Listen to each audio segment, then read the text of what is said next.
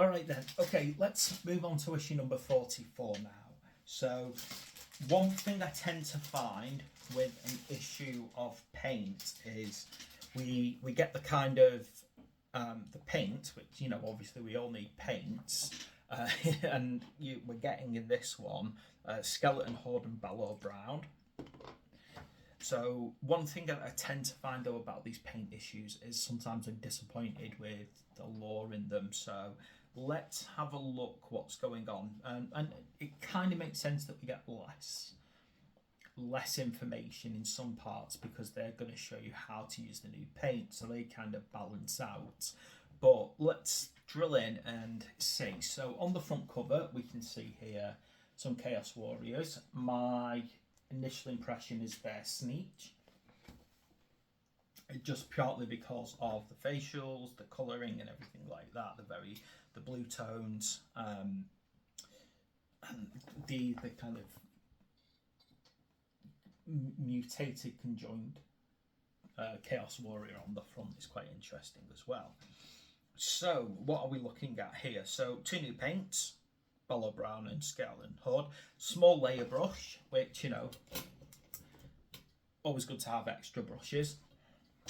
And painting Cruel Boy shields. So again, that's probably the Bellow Brown and the Skeleton Horde being applied to create possibly a combination of wood. I think I can't see how they're the front of the shields because I'm sure that the front of the shields are red, but we'll go in from there. Right, what have we got here? First Strike. So, it's a continuation of it's a story. So we got a story, the First Strike. Now it's a story by the look of it, dealing hopefully with Mega Gargants. We got a big picture of a huge Gargant there, so I hope the story continues on that thread. I'll be disappointed if it doesn't. So that'll be something quite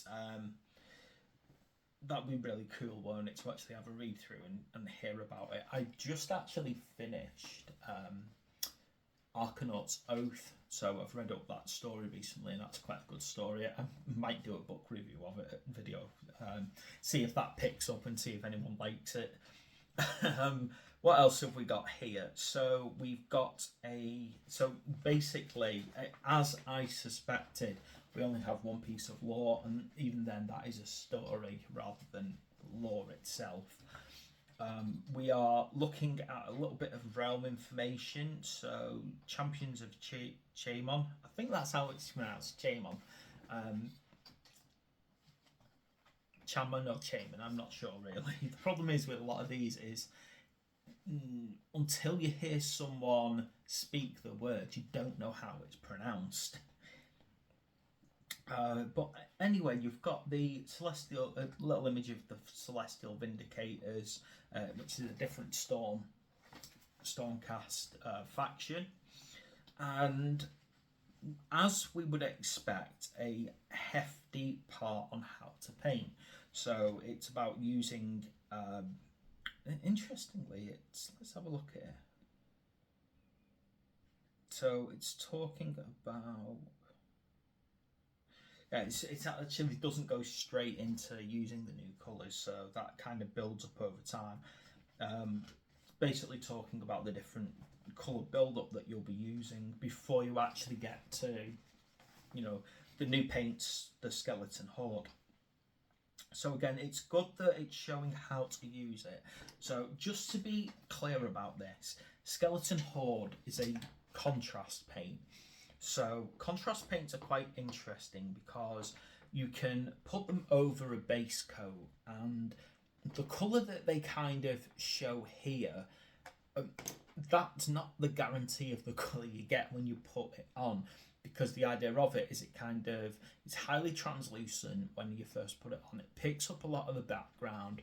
I suppose a good example might be, if you can just about see it, I don't know if you can, but on this guy here. So I've got, it's probably not focused, there we go. I've used Dark Angel's Green, which is a contrast, over grey. Now that's produced quite a light colour. However, if you use it over again, a darker colour, the same contrast paint goes a very different colour. Well, not different colour drastically, but it can take, basically it really takes the background colour. So that is very important to remember with contrast. Now, why does that matter? Because they show you using it in different places. So they'll show you using it on a skull, and over a particular layer it will make the shade of, you know, bone.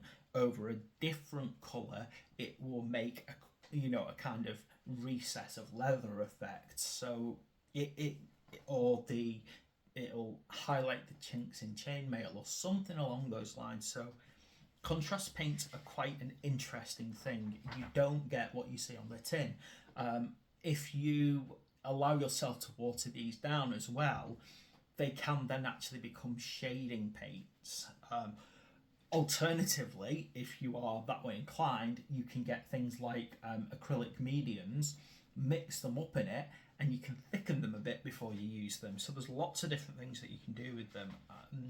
Logically, you can do that with standard paint. You can thin them, you can thicken them, you can mix them with all the colours and all sorts. But it's interesting to see the effects, to say the least. So we've got a lot of how to use different paints now, and it is quite in depth what we're seeing. So we're using the Ballard Brown again, depending on what that you're looking at.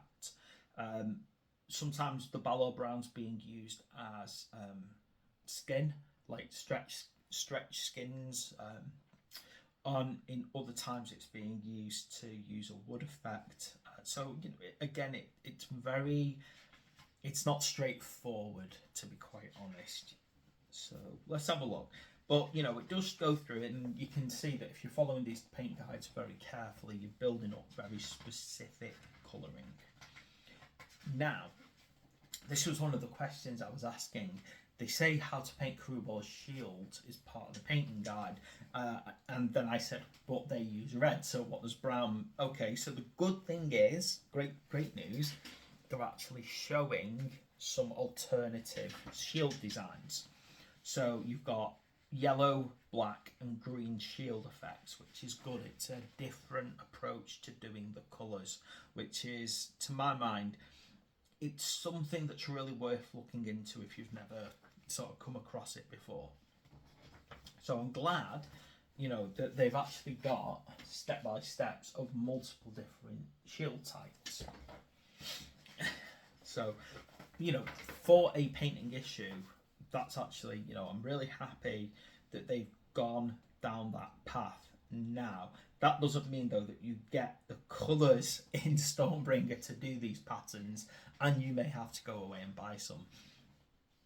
Okay, what else have we got here? We've got Battle Plan 4, Realm Scout Shifting Paths. Let's have a look. We've got the standard fight between order and destruction. Let's have a look what else we've got. Use of Battle Map 1 and 2.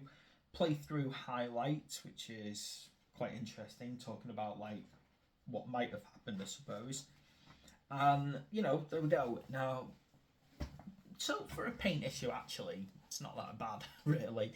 As we know, we tend to get a little less lore in paint issues, and it's pushed more towards how to paint. But I'm glad that they've included alternative methods of painting shields rather than just sticking to everything is red, you know. So although I am 100% certain that we don't get all those paints to do those jobs, at least it puts a bit of an inspiration in your head about how you could do things differently. So that's review of issue 44 itself. Now, you know, you can see here you get the paints. Now, I know both of these paints. I've used them quite a bit before. So just to give you a warning about both of these, they are terrible, and I find this is something that happens with browns if they've been sat around too long. They're terrible at getting separated. You'll see quite often that the paint at the bottom is a different shade to the paint at the top. So you're really going to have to get these shaken up. I use a little electronic shaking device, or you could just shake them up yourself. Or if one thing that people do, if you've got a massaging gun, then pop it on the top of that, and like that helps shake them up as well. But I do find it's a problem with browns, particularly if they've been sat for a long time. So really give them a good shake before you use them. The brush that we're getting is a small layer brush, which is good. Gets you, getting into those fine details now. So don't get me wrong, this is not the finest brush. Although it's a Games Workshop small, it is not the smallest brush that they do. They do artificer brushes that go very, very fine. What I would say though is, if you feel that you want to push your painting quality further and further and further along, you will come across other brands of brushes. So I've got a fine detail set of brushes called the Artist Opus brushes. So just be mindful that you don't have to stick to one set of brushes, and you may find a brand that suits your painting style in particular. So just be mindful. Games Workshop do smaller brushes if you want to start getting into smaller details. They're called artificer brushes. Other than that though, there's my review of issue number 44. Thanks for watching. Please like and subscribe, leave comments below, and I will see you in the next video.